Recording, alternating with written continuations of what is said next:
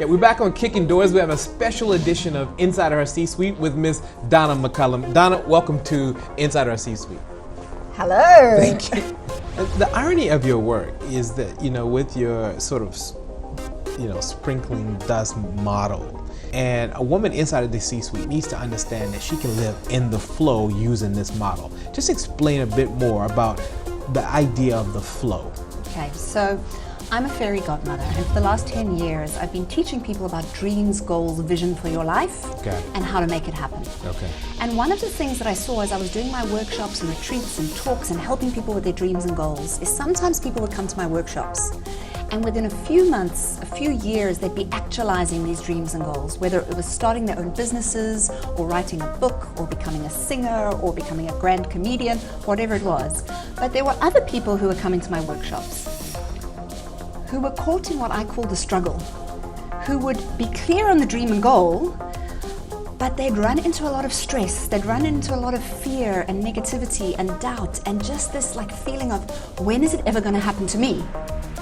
And in fact, in my own life, I found that, and I'm sure you found that in your own life. There's some dreams and goals that have been easy. Sure. And there have been other dreams and goals that are when is this thing going to happen to me? Sure. And so because this is my work, I have been kind of looking at what makes these people fly and what makes these people struggle. Okay. And in my own life, what makes me fly, what makes me struggle. And about 3 years ago, I found the key. And the key is flow. Okay. So there's a very definite balance between having the dream or goal or vision that guides your life, that expands you, and being at ease in the now. I see. Okay, so there's that huge cliche that it's not about the destination, it's about the journey, right? Got it. And in that cliche is the truth of it. So the dream, the goal, the vision is beautiful for creating that destination. Where are we going? But to live in flow, it's about being able to be at ease moment by moment on the journey. Is getting in the flow different for a man or a woman? Or is it the same? It's very similar, but fascinatingly, flow is a more feminine energy. It holds a more feminine energy of cooperation, collaboration, receptivity, being able to surrender and trust life. Oh, wow. Now, if you think of feminine energy, and we all have a combination of both masculine and feminine energy. Sure. So the masculine energy is that driving, focused, let's make things happen energy. The feminine energy is much more nurturing.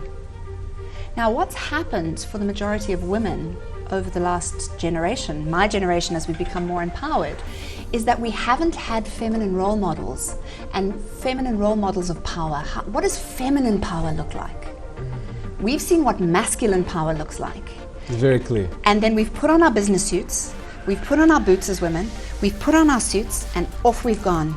Let's be men as women. And that's left the majority of women that have reached high places, if you start speaking to them, and a lot of them are my clients, Yes. feeling burnt out, feeling Compromised. no energy. Where is the feminine energy that I can bring to my leadership style? So what do they do when they come up against these environments that have been nurtured to be hard, and they bring their feminine style? Give me 2 things that they can do. How can I soften? And how can I create this environment to soften? How can I be kind and gentle to myself and to others? Because in a traditional corporate environment, we're not taught to be kind and gentle. We're taught to be competitive and combative, right? So how can I be kind and gentle to myself right now? How can I be kind and gentle to my team? How can I be kind and gentle to my clients, my suppliers? How can I bring that in? Got it. How can I bring more heart, Got it. less head? Got it. Finances are really important. What are some of the tips you've learned about your own financial well-being? Well, this is one of the things that I teach, right, Timothy? I teach money magic. Yes. And it's one of the greatest stops for people's dreams and goals is this money and the stress about money. And the biggest thing that I've realized about money is that most people think that you have to work hard for money. Again, it's this whole working hard thing. And having money in your life has got nothing to do with working hard. Having money in your life depends on the relationship that you have with money and the amount of time that you spend on money. So if you personified money, if you made money a person, as an example, I'd love you to consider, how much time do you spend in your relationship with money? Do you know about money? Have you learned about money ever?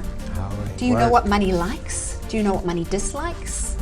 First step is really to understand what your beliefs are about money, how you feel about money. And if they are negative, then start to look at, okay, where do those negative beliefs come from? And they often come from parents, they often come from family telling you there's not enough money. Sure. And so you bring that scarcity mentality into your life. And then start reading about money. Start listening to radio programs about money. Start watching television programs about money. Start watching more CNBC Africa about money. Absolutely. The more you have money consciousness and knowledge, it's the same as anything. The more knowledge comes into your mind, the more your mind expands around a subject, the more your ability to create out of that place expands.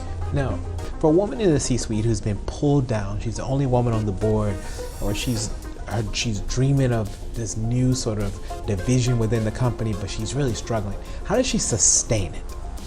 How can I serve others? How can I open my heart and give generously and serve others? Wow, I love it. Well, thank you for coming to allowing us to kick down your doors and spreading some magic inside of the C-suite. It was an absolute pleasure. One waiting. Thank you. Thank you so much.